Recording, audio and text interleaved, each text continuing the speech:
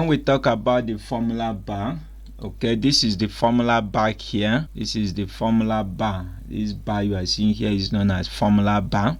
In the formula bar, you can enter or edit data, a formula or a function that will appear in a specific cell.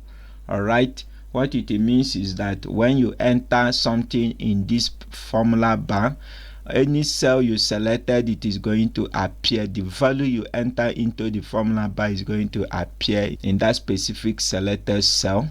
For example, if I select this cell here, if I select this cell here and enter something on the formula bar, let's say I enter John and press enter, do you see it is appearing on this cell? You can also enter a formula. For example, if I type equals to 2 plus 2 and press enter, do you see the result is appearing on the selected cell? We are going to learn how to enter data. I'm only showing you the formula bar, what you can do with the formula bar.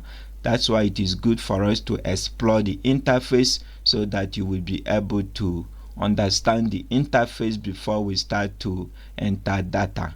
So when we start to entering data, you will know more about the uses of the formula bar. Thank you.